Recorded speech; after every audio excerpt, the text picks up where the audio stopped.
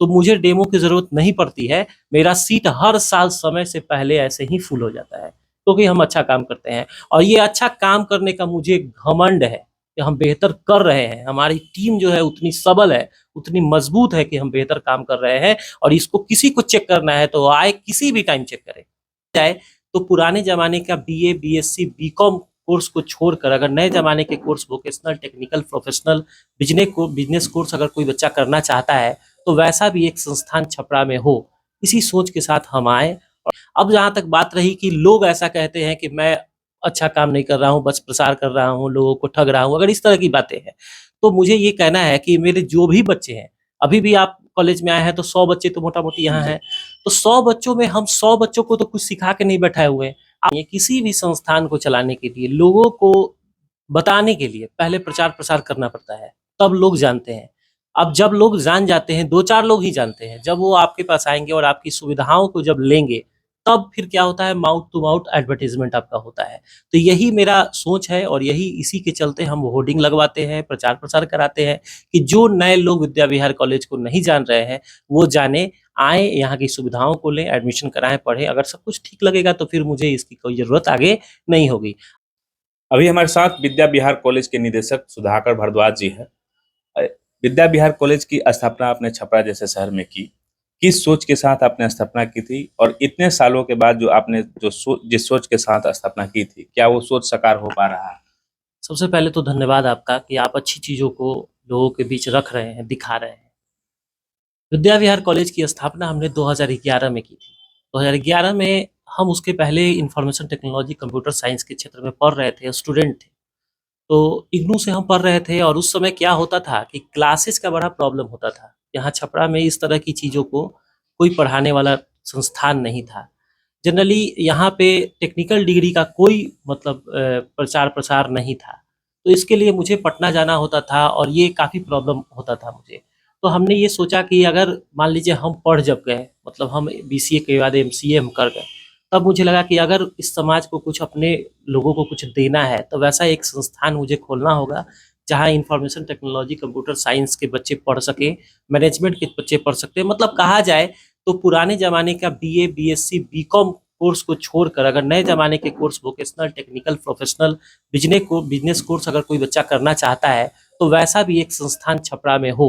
इसी सोच के साथ हम आए और लगातार दिन पर दिन सब लोगों का साथ मिलता गया और हम आज आगे बढ़ रहे हैं। ये विद्या विहार कॉलेज में अभी कौन-कौन सा कोर्स अवेलेबल है छात्रों के लिए? छात्रों के लिए अभी कंप्यूटर साइंस में बीसीए है, मैनेजमेंट के क्षेत्र में बीबीए है, जर्नलिज्म एंड मास कम्युनिकेशन के क्षेत्र में बीजेएमसी है, लाइब्रेरी साइंस के क्षेत्र में बिलिस कोर्स है, bachelor in library and information science, और कई तरह के डिप्लोमा और सर्टिफिकेट कोर्सेज उपलब्ध हैं।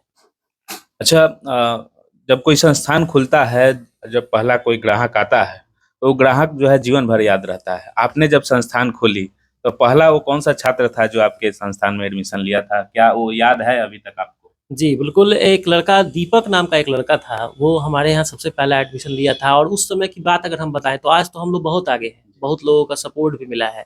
उस समय बहुत कुछ हम लोगों के पास नहीं था, संसाधन की कमी थी, 2011 की बात कर रहे हैं और पहला एडमिशन वो दीपक नाम का लड़का लिया था। आज वो लड़का दिल्ली में किसी मल्टीनेशनल कंपनी में जॉब कर रहा है। अब तक विद्या विहार कॉलेज के कितने लड़के जो है यहाँ से निकल कर जो है अ, नौकरी कर रहे हैं? मोटा-मोटी नियर अबाउट 1000 के आस-पास बच्चे हमारे यहाँ से पास आउट इतने दिनों में हुए हैं और जो कंप्यूटर साइंस में ज़्यादा बच्चे निकले हैं, मैनेजमेंट के क्षेत्र में कम निकले हैं, लाइब्रेरी साइंस में भी बहुत ज़्यादा लोग निकला हुआ है। और ये आपको हम बता दें कि लाइब्रेरी साइंस की जहाँ तक सवाल है, पहले तो उसकी पढ़ाई यहाँ नहीं होती थी और लोग उसके लिए बाहर भी नहीं जाते थे। हमारे आने से ये हुआ और प्राइवेट स्कूल में, प्राइवेट लाइब्रेरी में, गवर्नमेंट स्कूल में, इन सब जगहों पे लाइब्रेरी साइंस में लोग अब हो गए हैं, जो विद्या विहार कॉलेज का देन है। और जहाँ तक बात कंप्यूटर साइंस की है, तो बच्चे यहाँ से पढ़ रहे हैं, रेगुलर क्लास कर रहे हैं और अच्छी जगह पर जाकर या तो एमसीए में एडमिशन ले रहे हैं, बीबीए करके बच्चे एमबीए में एडमिशन ले रहे हैं और ना तो फिर वो जॉब कहीं कर रहे हैं। अच्छा, ये देखा जाता है कि विद्या विहार कॉलेज का होर्डिंग जो है, बड़ा-बड़ा होर्डिंग शहरों में लगा रहता है। ग्रामीण क्षेत्रों में भी देखा जाता है, तमाम मीडिया में भी विज्ञापन छपता है। तो कुछ लोग ये कहते हैं, सोशल मीडिया पे अक्सर ये देखा जाता है, ये सिर्फ़ फ़ोकसबाज़ी है, प्रचार-प्रसार होता है और शिक्षा का कोई ये नहीं है, गुणवत्ता नहीं। देखिए, सबसे पहले ये आप जानिए किसी भी संस्थान को चलाने के लिए लोगों को बताने के लिए पहले प्रचार-प्रसार करना पड़ता है, तब लोग जानते हैं। अब जब लोग जान जाते हैं, 2-4 लोग ही जानते हैं, जब वो आपके पास आएँगे और आपकी सुविधाओं को जब लेंगे, तब फिर क्या होता है माउथ टू माउथ एडवर्टाइज़मेंट आपका होता है। तो यही मेरा सोच है और यही इसी के चलते हम होर्डिंग लगवाते हैं, प्रचार-प्रसार कराते हैं कि जो नए लोग विद्या विहार कॉलेज को नहीं जान रहे हैं, वो जानें, आएँ, यहाँ की सुविधाओं को लें, एडमिशन कराएँ, पढ़ें। अगर सब कुछ ठीक लगेगा तो फिर मुझे इसकी कोई ज़रूरत आगे नहीं होगी। अब जहाँ तक बात रही कि लोग ऐसा कहते हैं कि मैं अच्छा काम नहीं कर रहा हूँ, बस प्रसार कर रहा हूँ, लोगों को ठग रहा हूँ, अगर इस तरह की बातें हैं, तो मुझे ये कहना है कि मेरे जो भी बच्चे हैं, अभी भी आप कॉलेज में आए हैं तो 100 बच्चे तो मोटा-मोटी यहाँ जी। हैं। तो 100 बच्चों में हम 100 बच्चों को तो कुछ सिखा के नहीं बैठाए हुए हैं। आप पूरे 100 के 100 बच्चों से आज से स्टेटमेंट ले सकते हैं, पूछ सकते हैं, इस तरह के सवाल पूछ सकते हैं और देखिए कि आपके बच्चे क्या बताते हैं। हम लोग ईमानदारी से काम कर रहे हैं, हमारे सारे टीचर्स, मैनेजर्स जो भी इवन प्यून तक, जो भी है, हर लोग ईमानदारी से काम कर रहा है और हम लोग कुछ इस समाज को बेहतर देने का काम कर रहे हैं। अब ये चीज़ आपको पता लगाना है और हम सब लोगों से अपील करेंगे इस समाज के लोगों से कि अगर विद्या विहार कॉलेज के बारे में जानना है, तो उसके फेसबुक पेज को, उसके इंस्टाग्राम को, इन सब चीज़ों को भी देखिए तो आपको समझ में आ जाएगा। यूट्यूब को देखिए, तो समझ में आएगा कि कैसे एक्टिविटी बेस्ड यहाँ पे क्लासरूम चल रहा है, कैसे हम लोग लैब कराते हैं। आपको एडमिशन नहीं कराना है, कोई फ़र्क नहीं पड़ता है। आप एक बार अच्छी चीज़ें हैं यहाँ पे छपरा में, तो एक बार आप देख के तो जाएँ। आपका स्वागत है, आप आइए हमारे जहाँ जो लैब कंडक्ट हो रहा है, जो टीचर पढ़ा रहे हैं, उन टीचर से मिलिए, उन स्टूडेंट से मिलिए और एक बार जाइए, आप देख के जाएँगे तो बेशक मुझे फ़ायदा होगा। ये डेमो क्लास की भी सुविधा है। डेमो क्लास की कोई सुविधा नहीं है क्योंकि देखिए, डेमो क्लास में क्या होता है कि 7 दिन, 8 दिन का अगर डेमो क्लास आप देते हैं, तो उसके लिए प्रॉपर एक क्लास लगाना पड़ता है। आप क्लास लगाएँगे और फिर बच्चा वो डेमो लेके चला जाएगा।